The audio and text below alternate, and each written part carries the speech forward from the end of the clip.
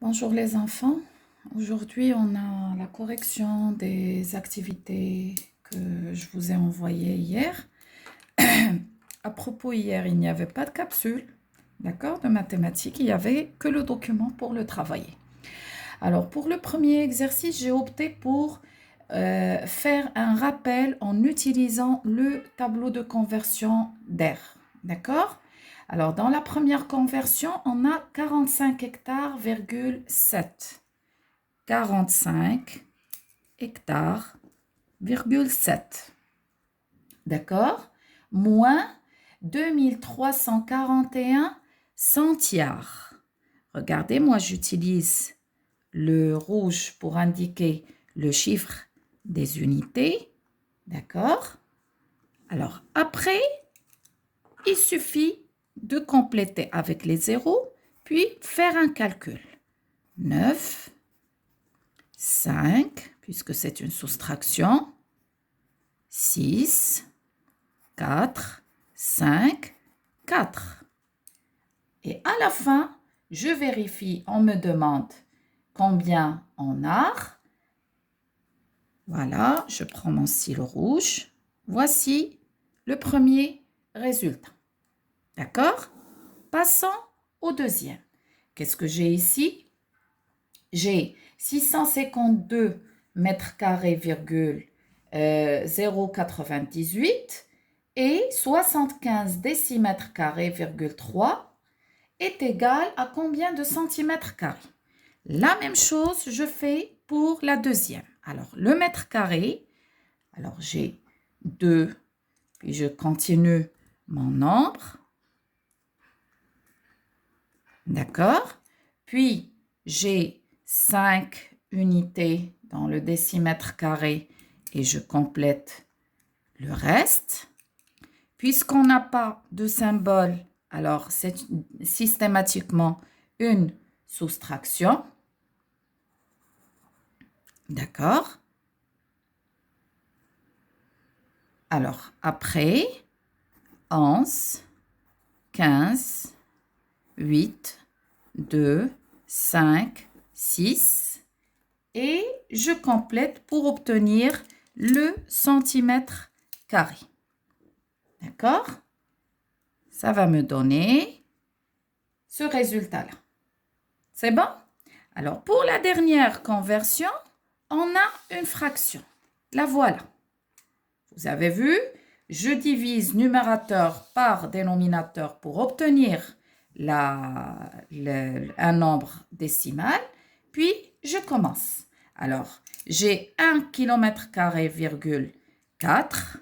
Alors, kilomètre carré, 4. Et moins 156 décamètres carrés. Alors, le décamètre carré, voilà. Et je complète avec les zéros et je fais une soustraction. 4, 6, 8, 3, 1. Et après, qu'est-ce qu'on m'a demandé? On m'a demandé est égal à combien? 2 centiares. Voilà. Je complète avec le centiare et j'obtiens le résultat suivant. C'est clair? Après le deuxième exercice, il suffit de compléter, plutôt appliquer les formules. C'est un petit rappel, d'accord?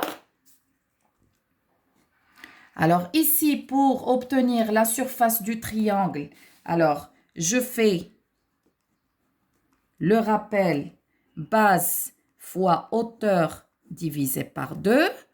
Pour obtenir la surface du trapèze, je fais grande base plus petite base fois hauteur divisé par 2. Pour obtenir le périmètre d'un cercle, je fais pi fois diamètre. Et pour obtenir la surface du losange, qu'est-ce que je fais? grande diagonale multipliée par petite diagonale divisée par 2. Et voilà, j'obtiens le résultat demandé.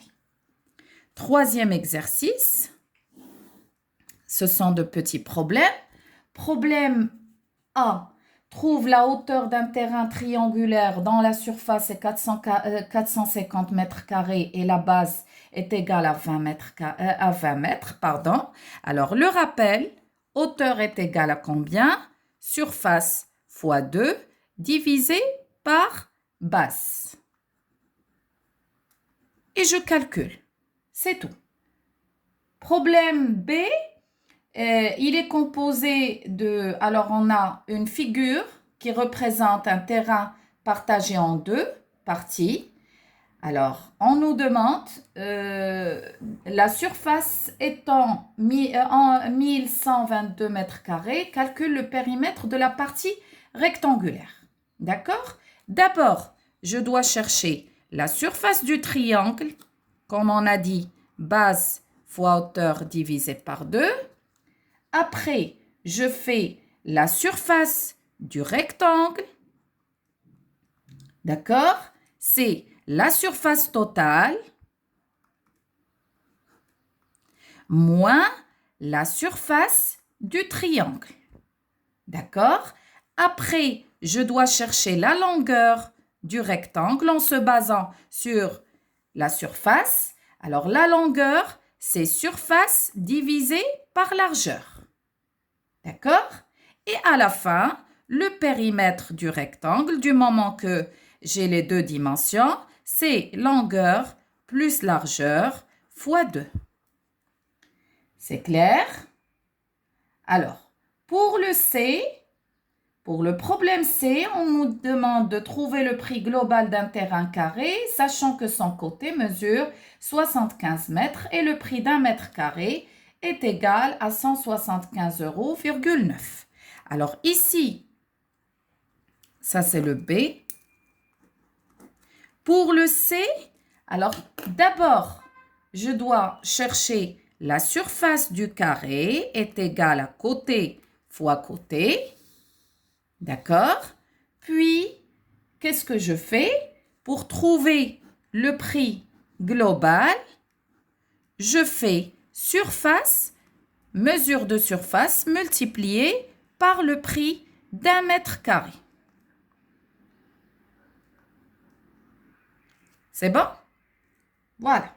Alors, pour le dernier problème, le problème D, qu'est-ce qu'on nous demande? Alors, un terrain de 41 mètres de longueur et 23 mètres de largeur est entouré d'une clôture qui coûte 15,85 € le mètre.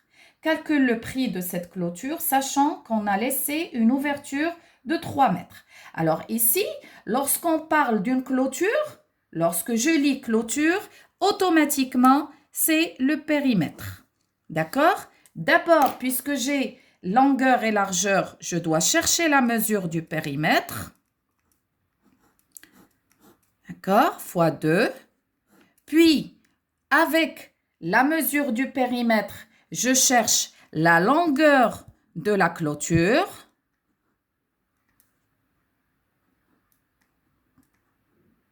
Alors, la longueur de la clôture, c'est périmètre moins l'ouverture qu'on a laissée.